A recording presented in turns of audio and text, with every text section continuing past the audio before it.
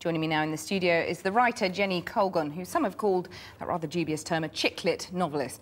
So arguably a Jane Austen of our day. And Rowan Pelling, the former editor of the Erotic Review, a close observer of modern social etiquette and morals.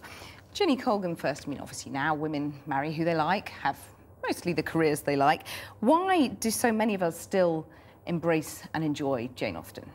Well, I think Lizzie Bennet absolutely marries who she likes. You know, the fact that he also manages to be very rich and handsome is also kind of lovely. And just because I think I have a real problem with the idea that just because women have their own jobs and can make their own way in that sense, that we're not also allowed to want to marry someone we find attractive and somebody that can, you know, that you can enjoy a nice life with. I don't find those two ideas contradictory. When you think about the fact that, you know, some women, if they go off and take maternity leave, for example, might still be financially dependent on their husbands, is there a sense in which life hasn't moved on as much as we might think?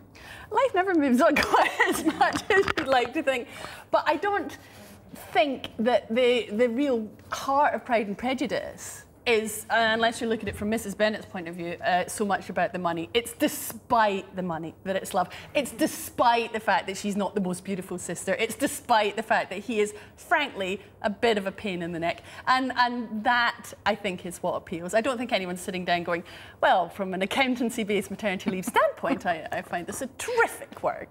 Rowan Pelling, what is it for you? Is it the wit? Is it the themes, the universal themes, universal characters?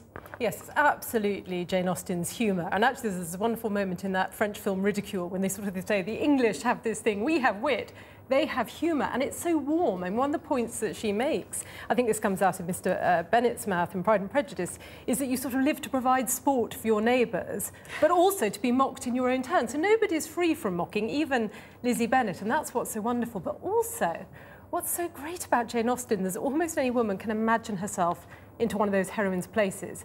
Now, you can't do that with Dickens, can you? You don't want to be Little Nell, you don't want to be a Stella.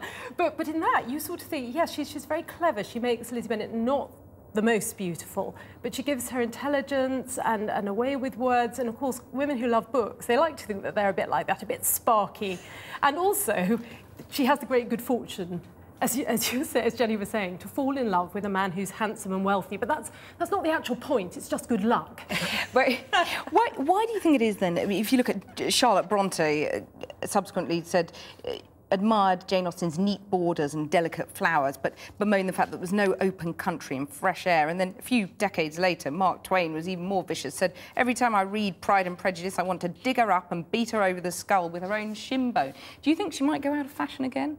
No, I don't, because I think what we realise is that vast terrain is not this sort of wilderness, it's not geographic. Vast terrain is human nature, and she has human nature, all of human nature there, and also this amazing cast of characters. I think that's the other great thing about Jane Austen. Most people find it hard enough to create one character that stays in everyone else's imagination. But in each book, she has this whole cast. Mr. Collins is just as memorable as Lizzie Bennet and Darcy. Jenny Colgan?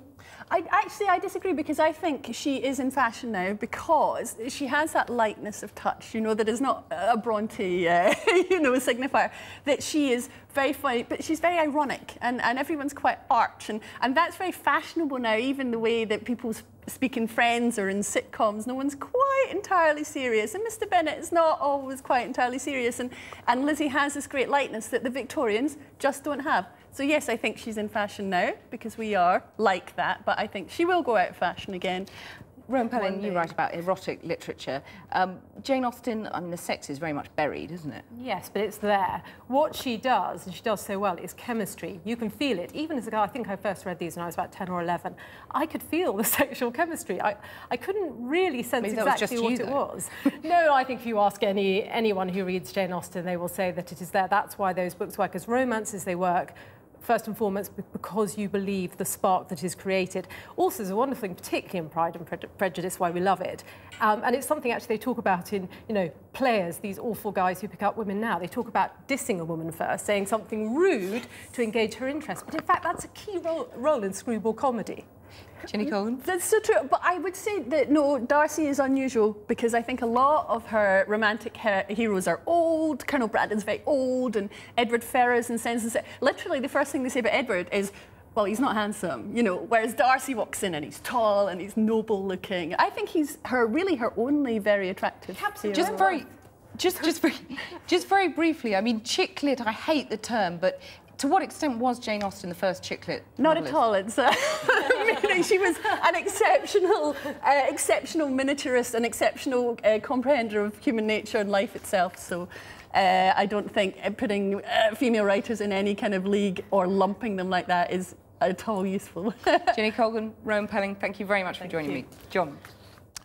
Tonight's main news, the Malian forces are in the process of retaking the historic city of Timbuktu after driving out militant Islamists.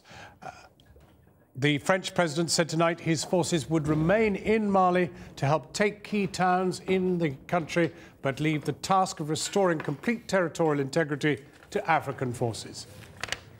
And don't forget, you've got a full weather forecast following with Liam Dutton. Follow us both on Twitter and, of course, Channel 4 News continues online, channel4.com/news, where you can get details about how to subscribe to Snowmail, our daily updates on what's coming up on the programme. And you can also We're back have a look tomorrow at at 7 o'clock. Until then, from Cathy and from me, that's Channel 4 News.